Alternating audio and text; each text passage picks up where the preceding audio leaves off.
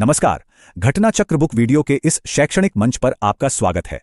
हमारा उद्देश्य है ज्ञान को सरल, स्पष्ट और सुलभ रूप में आप तक पहुंचाना। आइए आरंभ करते हैं अध्ययन और सफलता की इस यात्रा को। नमस्कार। हम अक्सर कहते हैं कि हम भारत के नागरिक हैं, लेकिन कभी सोचा है कि इसका असली मतलब क्या है? आज हम इसी सवाल की गहराई में उतरेंगे। देखेंगे कि भारतीय नागरिकता के नियम क्या हैं और वक्त के साथ इनमें कैसे-कैसे बदलाव आए हैं। ये एक बहुत बड़ा सवाल है ना? कि इतने विशाल देश में आखिर नागरिक है कौन? ये सिर्फ एक कानूनी सवाल नहीं है। ये हमारी पहचान और हमारे अधिकारों से जुड़ा हुआ है। तो चलिए इसका जवाब ढूंढते हैं। भारतीय नागरिकता का सबसे पहला और बुनियादी सिद्धांत है एकल नागरिकता। इसका सीधा सा मतलब है कि कोई चाहे कश्मीर में रहे या कन्याकुमारी में, वो किसी राज्य का नहीं बल्कि सिर्फ और सिर्फ भारत का नागरिक है। यही हमारे देश की एकता की एक मजबूत नींव है। तो आज का हमारा सफर कुछ ऐसा रहेगा।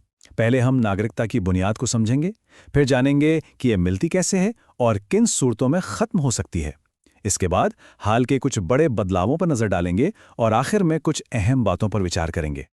चलिए तो अपनी यात्रा के पहले पड़ाव पर चलते हैं, भारतीय नागरिकता का आधार।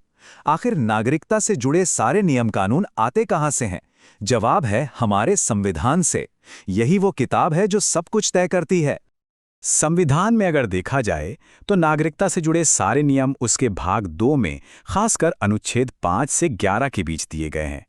यही वो हिस्सा है जो हमारी नागरिकता की पूरी रूपरेखा तैयार करता है। इस एकल नागरिकता को और बेहतर समझने के लिए अमेरिका का उदाहरण लेते हैं। वहां अगर कोई टेक्सास में रहता है तो वो टेक्सास का भी नागरिक है और अमेरिका का भी। लेकिन भारत में ऐसा बिल्कुल नहीं है। यहां सिर्फ एक नागरिकता है, भारतीय नागरिकता। तो बुनियाद तो हमने समझ ली। अब अगला दिलचस्प सवाल, कोई भारत का नागरिक बनता कैसे है? नागरिकता पाने के क्या-क्या रास्ते हैं? चलिए पता करते हैं। मोटे तौर पर नागरिकता पाने के 3 रास्ते हैं। पहला, जन्म से, जो सबसे आम तरीका है। दूसरा है देशीकरण, मतलब अगर कोई विदेशी कुछ शर्तें पूरी कर ले। और तीसरा, अगर कोई नया इलाका भारत का हिस्सा बन जाए तो वहां रहने वाले लोग भी भारतीय नागरिक बन जाते हैं। और हाँ, एक खास नियम भी है। अगर कोई भारतीय मूल का व्यक्ति है और वो नागरिकता के लिए आवेदन करना चाहता है तो उसे आवेदन करने से पहले कम से कम 7 साल भारत में रहना जरूरी है। ये एक काफी अहम शर्त है। अब जहां नागरिकता मिलती है वहीं कुछ मामलों में ये जा भी सकती है। तो अब देखते हैं कि वो कौन सी वजहें हैं जिनसे किसी की भारतीय नागरिकता खत्म हो सकती है। नागरिकता खोने के 2 मुख्य कारण हैं।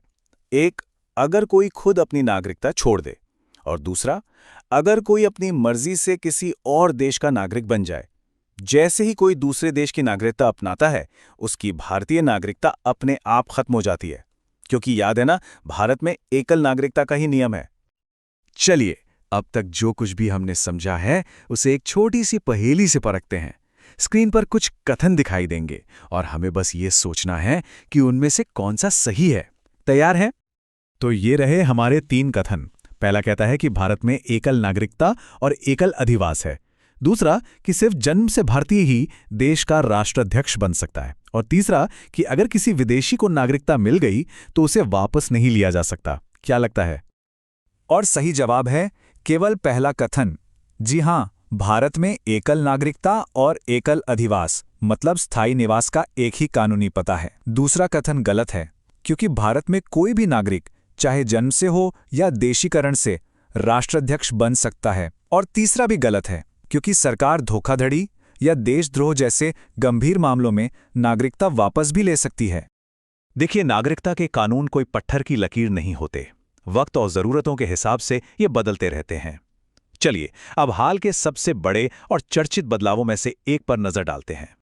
साल 2019 में नागरिकता कानून में एक बड़ा संशोधन किया गया। ये बिल बहुत तेजी से पास हुआ था। 9 दिसंबर को लोकसभा से और उसके ठीक 2 दिन बाद 11 दिसंबर को राज्यसभा से भी पारित हो गया।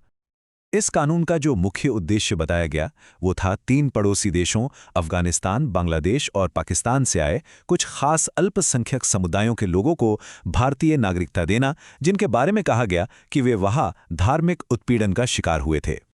तो हमने नागरिकता की पूरी कहानी देखी, उसकी बुनियाद से लेकर हाल के बदलावों तक। लेकिन अब आते हैं एक आखिरी और सबसे महत्वपूर्ण बात पर। तो सबसे बड़ी बात जो याद रखनी है वो ये है कि नागरिकता को लेकर कोई भी कानून बनाने या उसे बदलने का जो आखिरी अधिकार है वो सिर्फ और सिर्फ भारत की संसद के पास है। हमारा संविधान यही कहता है। और आखिर में एक सवाल के साथ इस चर्चा को यहीं रोकते हैं। क्या नागरिकता का मतलब सिर्फ कुछ कानूनी अधिकार और कर्तव्य हैं, या इससे बढ़कर ये एक पहचान है, एक अपनेपन का एहसास है और एक बड़े समुदाय का हिस्सा होने की गहरी भावना है? इस पर सोचिएगा जरूर।